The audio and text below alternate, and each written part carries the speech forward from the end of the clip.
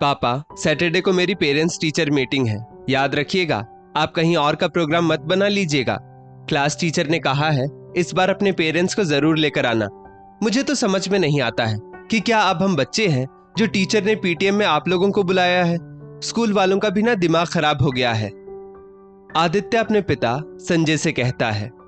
संजय जी बोले, बेटा आदित्य, अपने शिक्षकों के लिए ऐसी भाषा का प्रयोग नहीं करते हैं, और शनिवार को ऑफिस में मेरी मीटिंग है, तो तुम ऐसा क्यों नहीं करते कि अपनी माँ को ले जाओ। वैसे भी बचपन में तो नीलम ही तुम दोनों भाई बहन की पीटीएम अटेंड करती थी। आदित्य बोला, क्या मुझे माँ को पीटीएम में ले जाना होगा?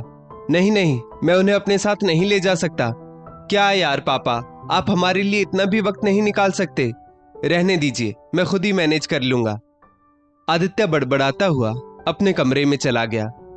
2 दिन बाद शनिवार को संजय जल्दी जल्दी नाश्ता करते हुए अपनी पत्नी नीलम से बोले, नीलम, आज ऑफिस में मेरी बहुत इंपॉर्टेंट मीटिंग है, तो तुम आदित्य को पेरेंट्स मीटिंग में लेकर चली जाना।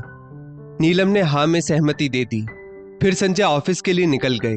उनके जाते ही नीलम भी घर के सब काम जल्दी से खत्म करके तैयार होकर बाहर आई, तो आदित्य बोला, मम्मी, आप अभी तक तैयार क्यों नहीं हुई? नीलम ने खुद को ऊपर से नीचे तक देखा, तो आदित्य बोला, क्या आप तैयार हो चुकी हैं? अरे मम्मी, अपने आप को एक बार आईने में तो देख लिया करो। छोड़ो, आप तो रहने ही दो। मैं पीटीएम में पापा को ही ऑफिस से लेकर चला जाऊंगा। वो मुझसे इस तरह से पल्ला नहीं झाड़ सकते, और आपको मेरे साथ भेजकर मेरी मुश्किल और नहीं बढ़ा सकते। आप तो रहने ही दीजिए। मेरे सब दोस्तों की मम्मी इतनी tip top up to date रहती हैं कि मैं क्या ही बताऊं। और एक आप हो, पता नहीं किस जमाने की साड़ी पहनती हैं और कैसे रहती हैं। अब तो आपके साथ कहीं बाहर निकलने में भी मुझे शर्म आती है। नीलम बोली, आदित्य, ये तुम कैसी बातें कर रहे हो? और पहले भी मैं ही तो तुम्हारे स्कूल जाती थी, तो अब ऐसा क्या हो गया जो तुम्हें शर्म आने लगी? आदित्य बोला, आपको पता है, जब मेरे दोस्त मुझसे पूछते हैं कि क्या ये तुम्हारी मम्मी है, तब मुझे खुद पर बहुत शर्म महसूस होती है।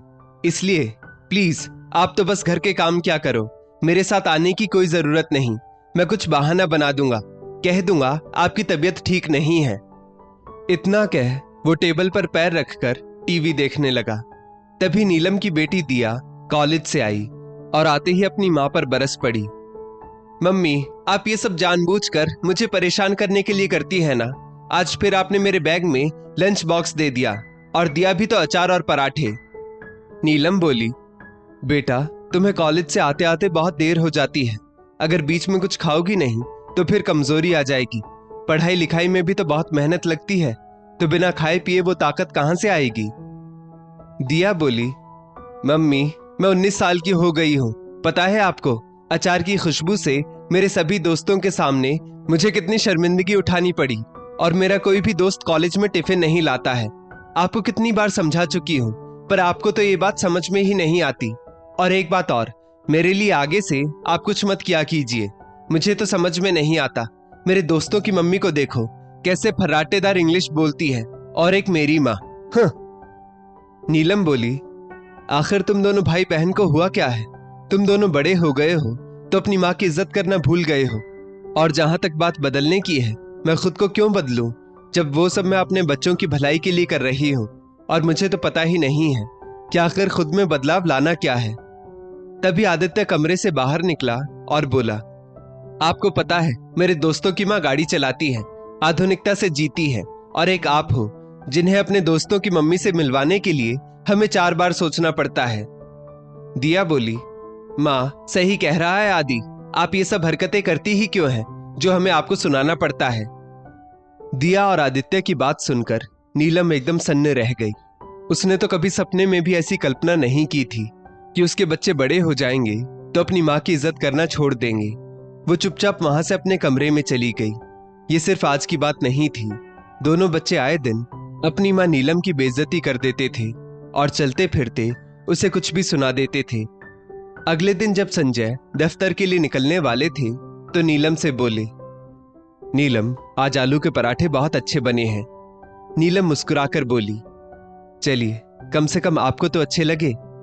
संजय बोले, अरे तुमने बताया नहीं कि कल पीटीएम में क्या हुआ? नीलम खामोश हो गई। उसकी आंखें भर आई तो संजय सब समझ गए। संजय ने कहा, आजकल के बच्चे ऐसे ही होते हैं, तुम उनकी बातों को दिल पर मत लिया करो। नीलम बोली, नहीं जी, मुझे गुस्सा उन पर नहीं बल्कि खुद पर आ रहा है कि मुझ में या मेरी परवरिश में क्या कमी रह गई, क्योंकि मैंने कभी सपने में भी नहीं सोचा था कि मेरे बच्चे मेरे साथ ऐसा व्यवहार करेंगे। आज मेरे बच्चों को मेरे साथ से ही शर्म आ रही है। अब मुझसे उनकी कटु बातें सहन नहीं हो पाती है। मानती हूँ वो बड़े हो गए हैं, तो क्या हमने अपनी बेइज्जती करने का उन्हें लाइसेंस दे दिया है? थोड़ी देर में दोनों बच्चे हाथ में फोन लिए डाइनिंग टेबल पर आए तो दिया बोली, मम्मी मेरा भी नाश्ता लगा दीजिए। आदित्य बोला, क्या मम्मी, सुबह से आप कर क्या रही थी जो अब तक टेबल पर नाश्ता नहीं लगा है? थोड़ा जल्दी क्या करो, आखिर दिन भर आप करती क्या है? नीलम के सब्र का बांध आज टूट गया था। वो गुस्से में बोली, मैं गवार हूं ना इसलिए, और मुझे तो कुछ आता ही नहीं है, जैसे इंग्लिश बोलना, आधुनिकता से जीना। फिर तुम लोग मेरे साथ रहते ही क्यों हो? क्या टेबल पर रखे हुए नाश्ते को तुम लोग अपनी प्लेट में भी नहीं निकाल सकते? और दिया, तुम तो अब 19 साल की हो गई हो, तो क्या तुम घर की कुछ जिम्मेदारी भी नहीं संभाल सकती? जब मेरे साथ रहने से तुम लोगों को शर्म आती है तो भला मैं तुम लोगों का काम क्यों करूं? और ये नाश्ता भी मैंने तुम्हारे पापा के लिए बनाया है, तुम लोगों के लिए नहीं। और हाँ, तुम लोग अब बड़े हो गए हो तो अपने लिए नाश्ता भी खुद ही बना लिया करो। इतना कहकर नीलम वहां से चली गई। बच्चों ने मां की शिकायत पिता संजय से की तो संजय बोले, बच्चों तुम नहीं जानते तुम्हारी मां ने तुम्हारे लिए और इस घर के लिए कितने त्याग किए हैं। शादी करके जब वो इस घर में आई थी तब वो अच्छी खासी सरकारी नौकरी कर रही थी, परंतु उस वक्त तुम्हारी दादी और दादाजी को संभालने वाला कोई नहीं था, इसलिए नीलम ने नौकरी छोड़ दी। कुछ समय बाद जब दोबारा उसने नौकरी करने की सोची तो दिया उसकी गोद में आ चुकी थी, और उसके कुछ समय बाद आदित्य भी आ गया। फिर तुम दोनों की जिम्मेदारियों में वो ऐसे पिसती चली गई कि अपने बारे में सोचना ही भूल गई। दिया बोली, तो पापा इसमें हमारी गलती क्या है जो हमें इतना कुछ सहना पड़ रहा है? संजय बोले, बेटा ये बात तुम तब समझोगी जब तुम खुद एक मां बनोगी। एक औरत पर कई तरह की जिम्मेदारियां होती हैं। उससे हमेशा ये कहा जाता है कि नौकरी करोगी तो बच्चों की परवरिश कौन करेगा? तो तुम्हारी मां ने भी नौकरी के बारे में नहीं सोचा, पर उसे क्या पता था कि हमारी परवरिश आज ऐसे रंग दिखाएगी। अरे तुम्हारी मां की वजह से आज हमारी सारी खुशियां हैं। उसने तो अपनी सारी पसंद नापसंद सब छोड़ दी, और वो भी किसके लिए? बस तुम लोगों के लिए। आदित्य बोला, अच्छा तो इसीलिए वो आए दिन अपनी पसंद के पराठे और अचार हमारे टिफिन में डाल देती है, और आप कहते हो कि उन्होंने अपनी खुशियां हम पर कुर्बान कर दी। ओ प्लीज पापा, अब आप मम्मी का पक्ष मत लिया करो। दिया भी बोली, हाँ पापा, कम से कम हम आपसे तो उम्मीद कर सकते हैं कि आप आज के जमाने के पापा बनो और हमारे साथ वैसे रहो। संजय भी हैरान था कि ये बच्चे तो माँ बाप की एक भी बात सुनने को तैयार नहीं है। तभी नीलम कमरे से बाहर आई और बोली, आप कितना भी समझा लीजिए, ये वो ढीठ बच्चे हैं जो बस अपने बारे में सोचते हैं, माँ बाप के बारे में नहीं। तभी तो मेरे त्याग का मुझे ये सिला दे रहे हैं। दिया, तुम्हें तो शायद याद भी ना हो कि तुम कितना बीमार रहती थी। न जाने मैंने अस्पताल के कितने चक्कर काटे। फिर डॉक्टर ने जब कहा कि इस बच्चे की आपको ज्यादा देखभाल करनी होगी, तो मैं दिन रात बस तुम्हारी सेवा में लगी रहती थी, ताकि तुमको इस लायक बनाऊं जिससे कि तुम अपने सपने पूरे कर सको। और तुम आदित्य, एक बार साइकिल चलाते समय तुम्हारे पैरों में बहुत चोट आई थी। मुझे याद है डॉक्टर ने मुश्किल से 15 दिन मालिश करने को कहा था, पर मैं 3 महीने तक तुम्हारे पैरों की मालिश करती रही ताकि तुम बड़े होकर अपनी बाइक चला सको। और तुम? दिया बोली, मम्मी आपने जो किया उसमें कुछ नया नहीं था। सारी माएं अपने बच्चों के लिए ये सब करती हैं। आदित्य भी बोला, और अगर आपने किया भी है तो आप हमें वो सब गिनवा क्यों रही हैं?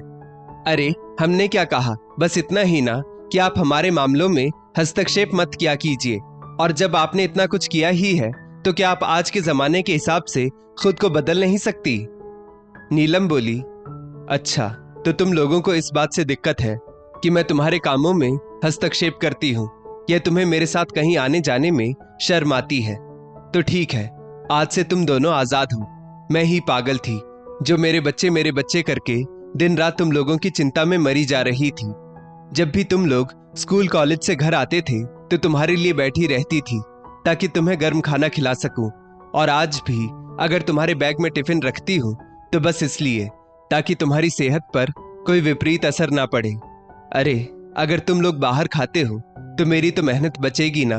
फिर मैं क्यों दिन रात रसोई में तुम लोगों के लिए लगी रहती हूं। आज नीलम को कोई चुप नहीं करवा सकता था क्योंकि बच्चों ने आज मां की परवरिश पर सवालिया निशान लगाया था। नीलम बोली, आज तुम लोग जिस लायक हो ना वो सिर्फ मेरी और मेरी वजह से हो और तुम मुझे इतना जलील कर रहे हो। अरे एक माँ अपने परिवार और बच्चों के पीछे अपनी जिंदगी के ना जाने कितने सपनों को बर्बाद कर देती है। काश मैं भी तुम्हें किसी आया के भरोसे छोड़कर नौकरी पर चली जाती तो आज मैं भी तुम्हारे दोस्तों की मम्मी की तरह अपडेट होती और मुझे तुम लोगों के आगे शर्मिंदा नहीं होना पड़ता। इतना कहते कहते नीलम रोने लगी।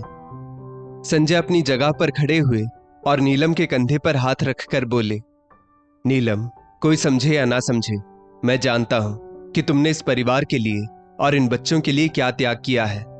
सच कहते हैं लोग, बच्चे बड़े हो जाते हैं तो माँ बाप की इज्जत करना भूल जाते हैं। और तुम दोनों, अगर तुम लोगों को लगता है कि तुम लोग काबिल हो चुके हो तो अपना सामान समेटो और घर से बाहर निकलो। जब बाहर की जिंदगी जियोगे तो आटे दाल का भाव पता चल जाएगा।